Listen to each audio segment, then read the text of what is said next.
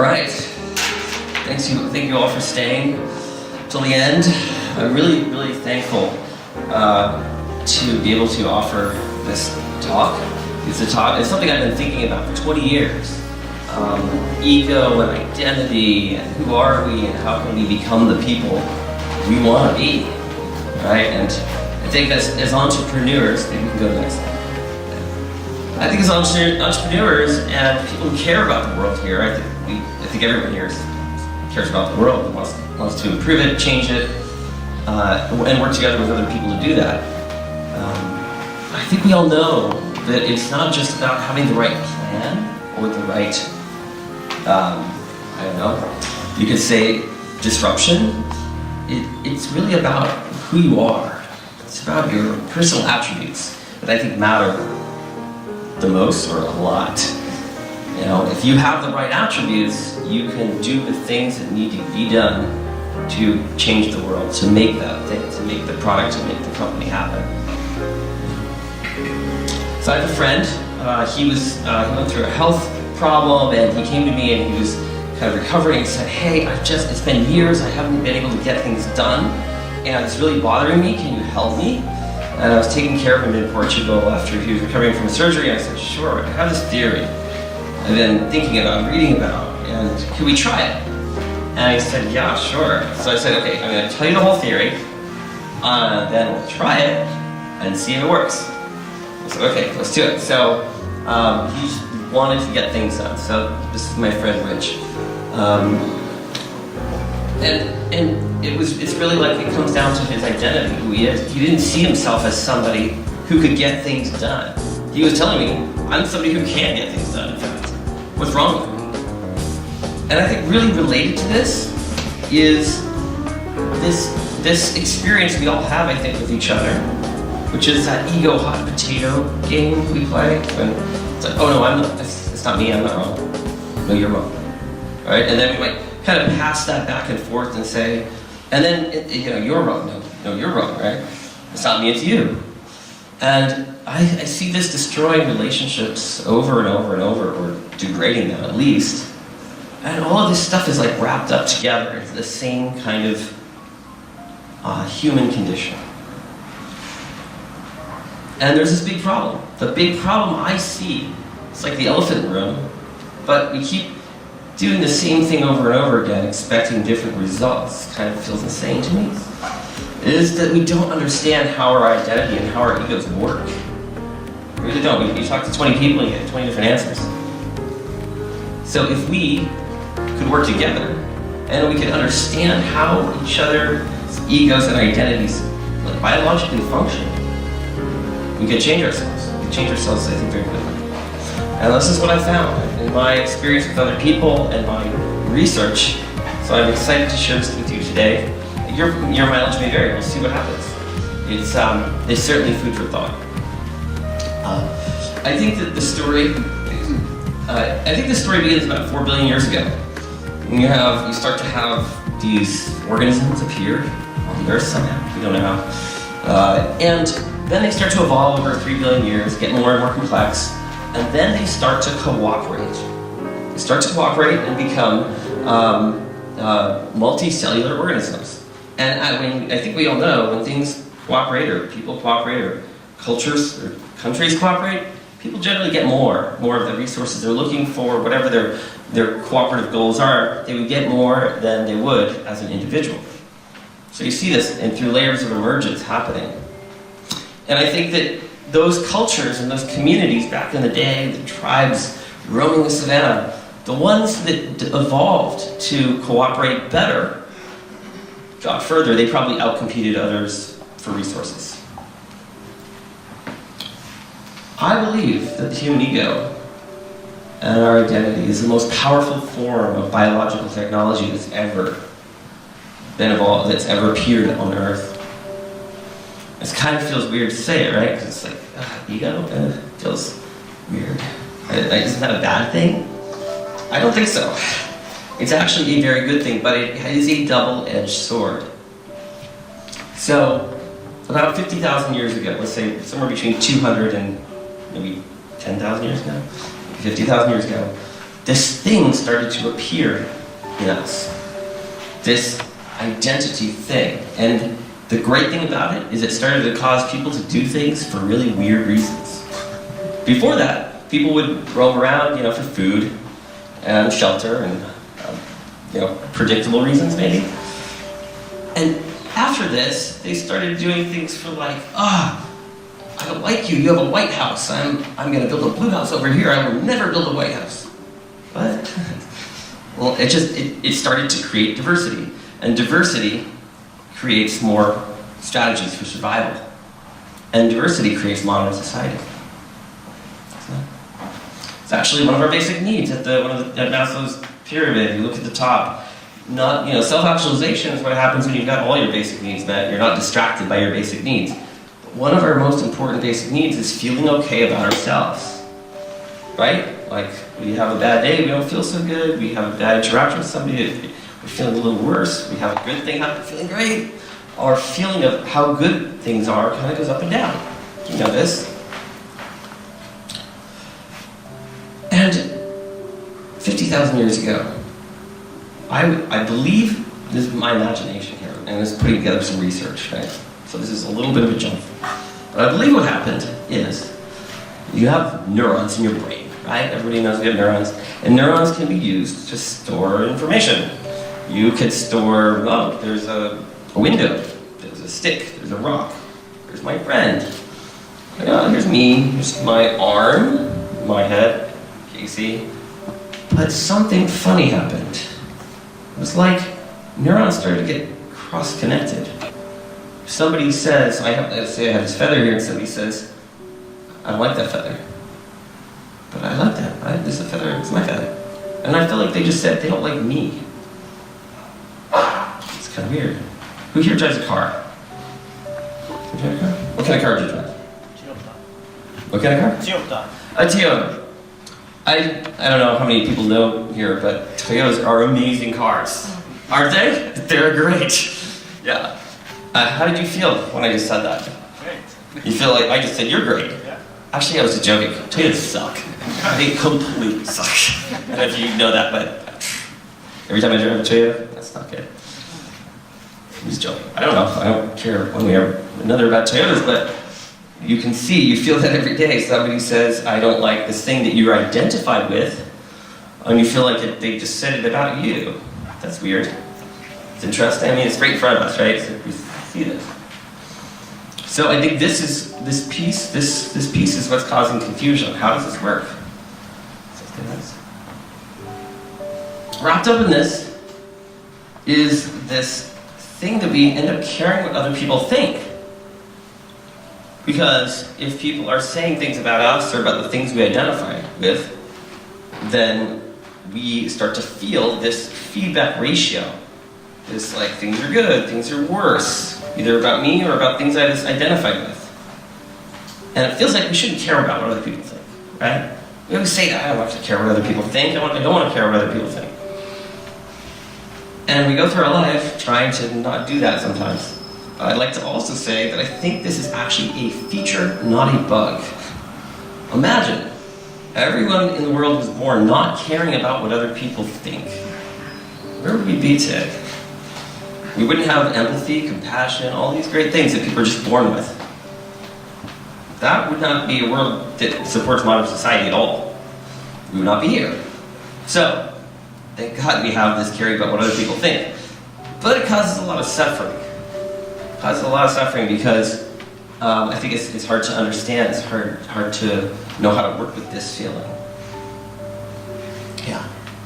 So, and then even wrapped up in that, I hinted at this a little bit earlier, is this thing called feedback ratio in positive psychology. People know about this. It's been studied for 10 years or more. Many researchers have seen something like this. It's if you have one positive feedback and then one negative feedback, that feels really bad. Like if couples are giving each other a 1-to-1 feedback ratio, like the feeling of one positive to one negative, that couple has a 95% chance of divorce within a year. They think it's about the details of things that they're talking about or whatever they're arguing about. But I like to say, it isn't. Research shows it's not about that. It's not about the details, it's about the ratio. And here's why. So when you start to have more positive, you have 2 positive to 1 negative, things start to feel neutral. Like your biology is programmed to somewhere around 2 to 1 to not feel bad anymore. If you go below 2 to 1, it feels bad. It feels like pain. You feel pain inside. And some people want to stop the pain in different ways. So we'll get to that in a second. And then, so if somebody says, hey, you're at a 2 to 1 ratio, and somebody says, hey, I don't think you're spending enough time with me. It's really, really annoying me. And so they're kind of suggesting maybe there's something wrong with you. If you're at a 2 to 1, you don't want to take that on. You want to say, it's not me, it's you. No, you're not available. Something like that. Instead of saying, wait, tell me more about that. So it physically hurts to go below 2 to 1. Now if you get up to 4 to 1, 5 to 1, this is a thriving range. When you get to this place, you can actually hear what other people are saying. You've done enough ego banking. And if you get to 12 to 1, things become meaningless. 12 positive to 1 negative, it's like you lose touch with reality. It just doesn't feel good at all. It hurts again. It hurts like the other end of it hurts. So next slide. So when you're in this positive place, when people give each other enough positive feedback, when you have enough positive feedback in your life, it feels great.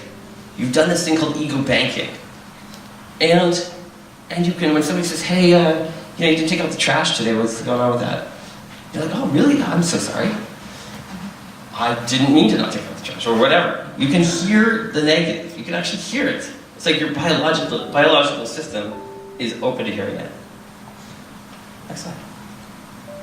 Well, this is where it gets really weird, or interesting, or powerful, I think. It's powerful for me. When I had this realization, it really changed my life.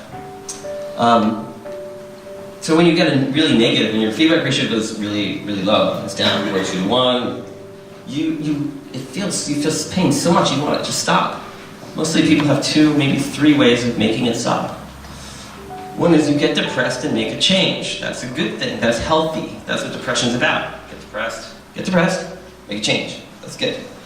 Chronic depression, that's not so good. But it's good to, think about the problem, make a change. Or, now here's the tricky part, this is something that can work in the short term, but it's not a good long-term solution, is invent a story that makes yourself feel better.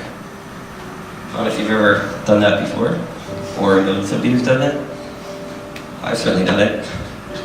I know people have done it. But the problem with that generally is, it depends on your story. If it gets you out of touch with the average reality that everyone else is experiencing,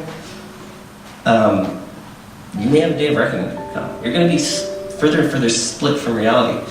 And as an entrepreneur, that's not a good thing. You're trying to get in touch with reality and in touch with what people need so you can change the world. So I was trying to ask myself, should I get depressed to make a change, or should I get the story? Some people even turn to substances, drugs and alcohol or whatever, to mask this feeling, because it literally hurts. Research shows you can take ibuprofen to stop this pain, even, apparently. Okay, next slide. So, yes, if it's true that with enough positive feedback you can hear the negative, the more challenging things, think about our startups, think about your lives and people we work with and we want to have a great relationship with. It's probably not a good idea to wait till the moment where something's challenging to let me give you a bunch of positive now, and then I'll give you that negative. And we could try it. It doesn't work awesomely. I suggest, and what's really worked well for me is knowing that I could give somebody an infinite amount of positive or negative feedback. There's an infinite number of things I could say about anybody, right? Positive or negative. Why not do that all the time? Why not just every time you start this, I like that. Why don't you compliment that person in that? Instead of just thinking it, say it.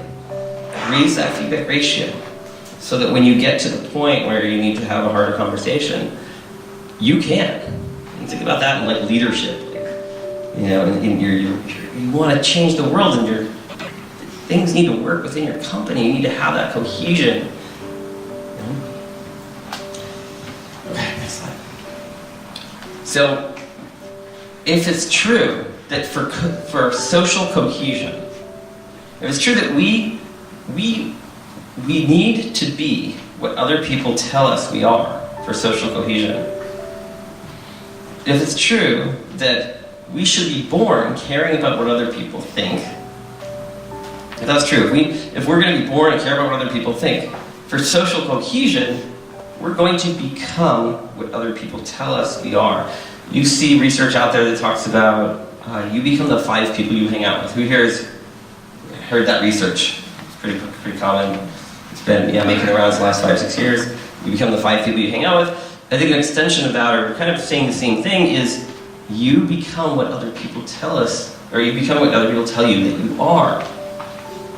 So we go around and try to think we can change ourselves. That would be great. If we were in a vacuum, maybe we could. But the way we're built is we need to become what other people tell us we are so that the world can work together. Otherwise, everybody's kind of sociopathic and doing whatever they want. So, if that's true, I propose it's a lot easier to change yourself with the help of your friends. If they can change you easier than you can change yourself, you need to get the help of your friends. It's easy. Just ask your friends, hey, there's this saying, I really want to get more done.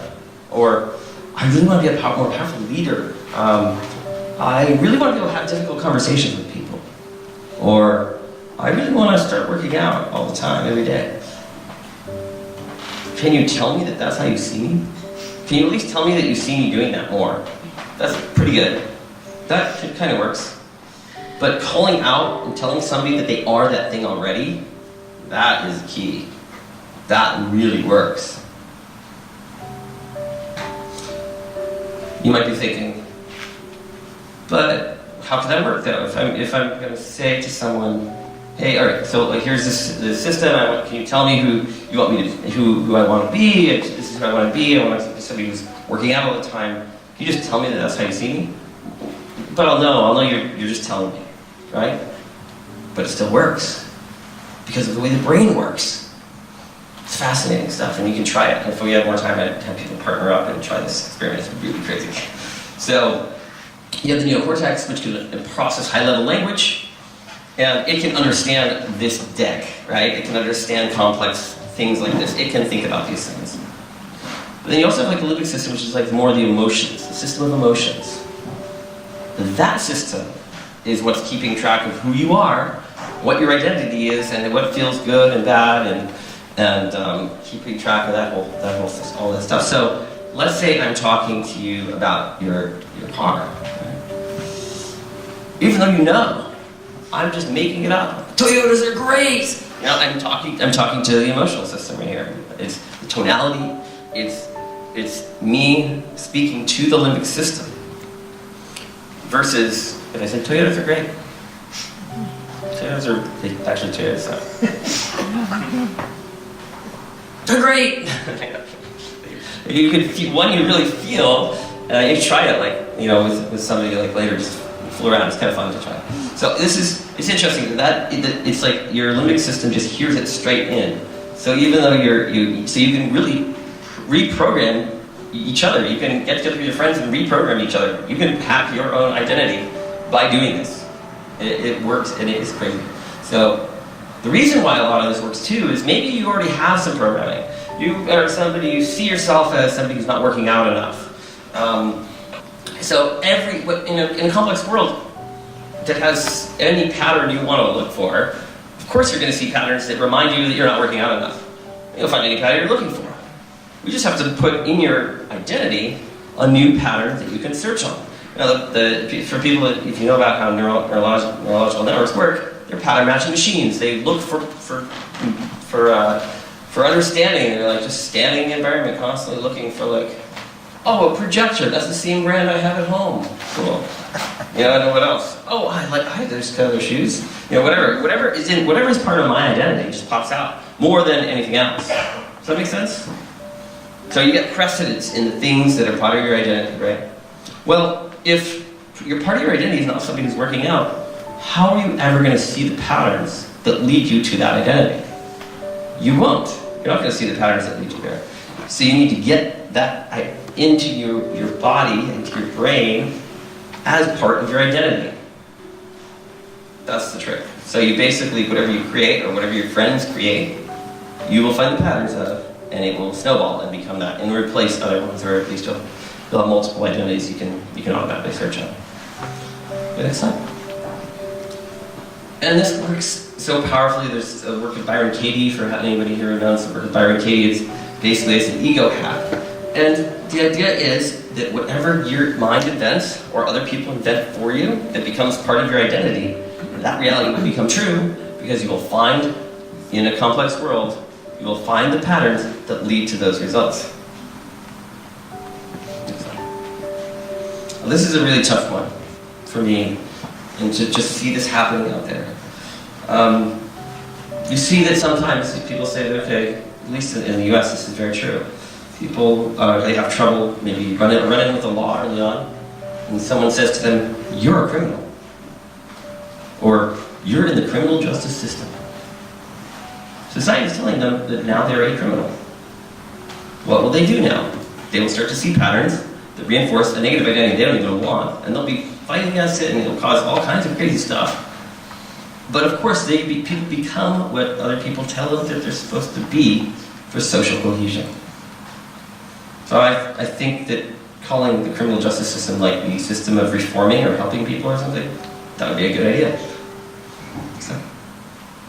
So my friend Rich, he has a different problem now. He is becoming a workaholic. In fact, I don't get to hang out with him enough because now that we did this experiment where I emailed all of my friends and CC'd him on it, talking about I couldn't believe how much he was getting done and how it was really cool and kind of embarrassing that I wasn't getting enough done. And they knew, I mean, we all knew what was going on, but it didn't matter because it had the effect. What a couple of them said to me was, even though they knew about this hack, they could feel their brain being reprogrammed and saying that they started cataloging him as somebody who gets things done. They started treating him like that. And they could see it, they're like, this is crazy. This is really crazy. So now it's gone too far. He's a workaholic, so yeah, keep going, next slide. So everybody close your eyes for a second. There's probably something in your life do you wish could be a little different? You wish, I wish I could this, I wish I could be this or that, or make this change, or this would make the difference in my startup or my company. Now imagine what that feels like to be that in, let's say, 5 years. You're there, you become this thing. Now imagine that's who you are right now. So you are right now. And imagine that your friends are telling you that that's how they see you. And imagine you working with your friends to tell them that they are already the person that they want to be. Great, thank you.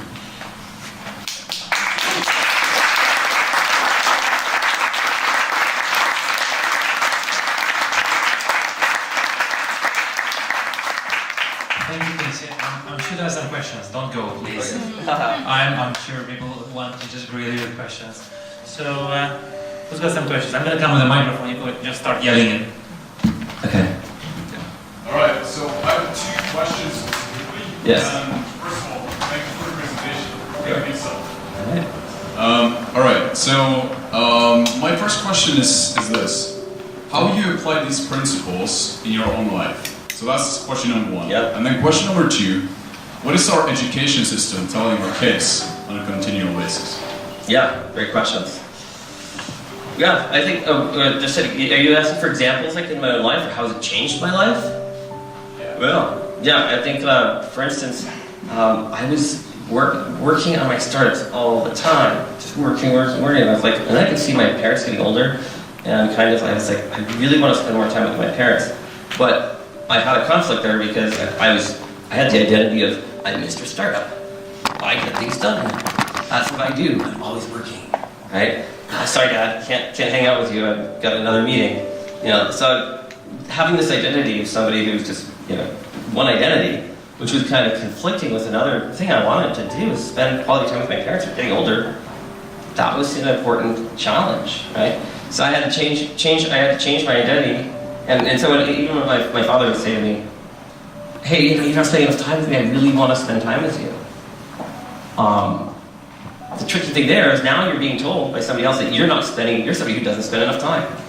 So, okay, now I'm becoming what he wants me to be. one of my friends, Quest, we were catapulted in this talk, and he got up in front of everybody and said, yeah, I heard this thing from Casey. I was feeling depressed and anxious the past couple of years. I couldn't figure stuff out. Things weren't working well. And but then I get on the phone with my mother, and my mother would say, yeah, I understand you're depressed and anxious. And that's when people would start talking about it. You start talking with them about it. And then I said to him, after we had this whole talk, and I showed him this stuff, but I've seen you as somebody who's very calm and totally enjoying life. That's so interesting. And basically what he said that just nobody said that to him in years. And then he thought, wait a second, and it's just like he started to almost cry. And he just felt like it's changed, apparently. And then he said, wait a second, you just told me that what you're gonna do. And then it just happened. Oh God. So I think that's what with my father and then other people in my life, whenever there's been something that I want to change, instead of me saying, oh, I'm so sorry, I'm saying, hey, can you tell me that that's how you see me? That change right there has changed so much for me.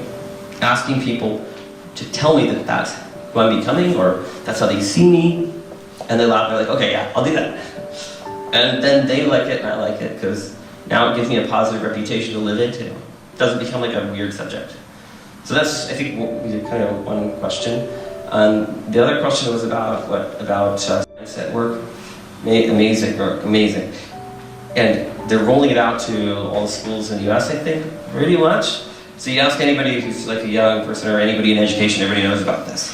You're like, oh yeah, growth mindset. The idea there, and you go look at her TED Talk, but is instead of telling people you are somebody who's stupid or you're somebody who's not good at math, it's like this fixed idea. And when you start, if you can change that, instead of a fixed label, you give people a growth label.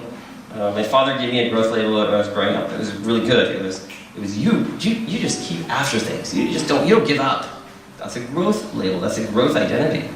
So I became somebody who doesn't give up. But then he also said, you're really smart. People are saying, you're really smart. But that's a fixed label. So then I never wanted to put myself in situations where I could jeopardize being smart. Right? So then you don't challenge yourself as much. And once I realized that later in life, I was like, oh my God, I gotta change that. Oh my God, that's limiting me. So I believe with the growth mindset stuff that schools are going in the right direction with some of this stuff, and I'm very hopeful. Any other questions? Nobody? All right. Go ahead.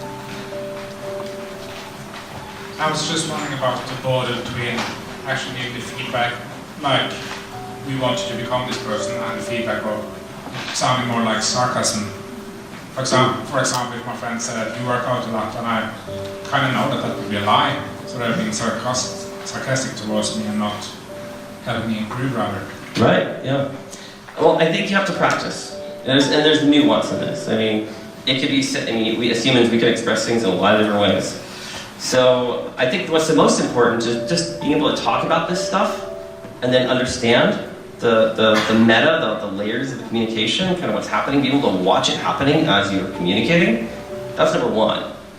And then what works for you as far as communicating this stuff, maybe you like to use sarcasm, and that's okay for your type of communication with somebody. I know in California, they don't like that. In the East Coast of the United States, that's great. So it just depends on where you are, what your culture is. But I think that you have to kind of practice and play around with it. You certainly don't want to be disingenuous, and it just depends on what you're comfortable with. You can one trick you can do is, instead of saying, "Hey, I'm not getting things done," you can talk in the past tense. In the past, I've not gotten things done. Or you can, when somebody says, "I'm not getting things done," you can say, "In the past, so in the past, you've not gotten things done." Practice that. That's really important. That's a really important piece, I think. And so in the future, what's going to happen? So separate the past and the future, so that they don't become the person that you're saying they are now. I had exactly the same question. Thank you. One more front here. So this is a lot of information to take video after leaving the talk. So maybe you can give people what are the 2 or 3 things that everybody that goes home now or swim or have a beer can can do within the next couple of days to really see that, oh, wow, that really did make a change. Sure, great question. Like, what would be the most important nuggets? I think just remembering. I think remembering that you become what other people tell you you are. Just stop piece right there. You will become what other people tell you you are. Don't fool yourself and think you can become kind of whatever you want. I mean, maybe in a vacuum, maybe if nobody's telling you anything else about that thing. But if the context is that people are implying or telling you that you're a certain thing, you fighting against that, trying to be something different, is swimming upstream. So get the help of your friends. Or change your friends. Or change your friends. Yes, you can do that. That is another way. Both can work. Okay, we'll take one last question. There was somebody here. Over there. Yeah.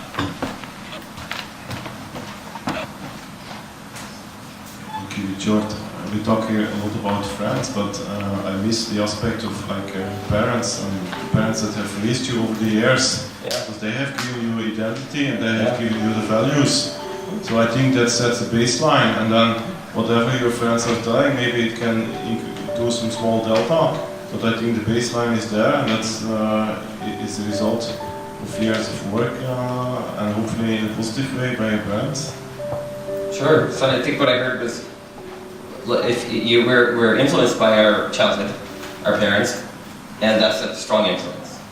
But maybe the question is how far can your friends really help you? Can they really help you, or are you kind of fixed? That's a big question, right? I mean, people have been testing this over and over. Is it, how much is it nature, is it nurture? How much is it your genetics versus your experiences?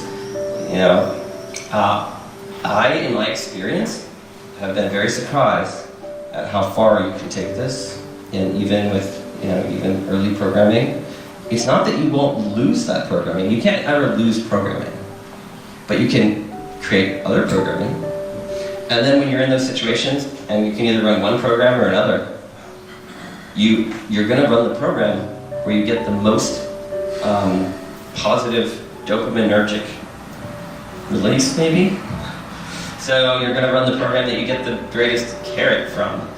So if you start to create another little, another identity that's beside it, and you keep trying to trigger that one, I think that one can outgrow the other one. And I've certainly felt that in my life.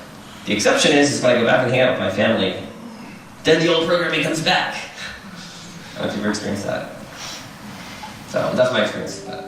That's it.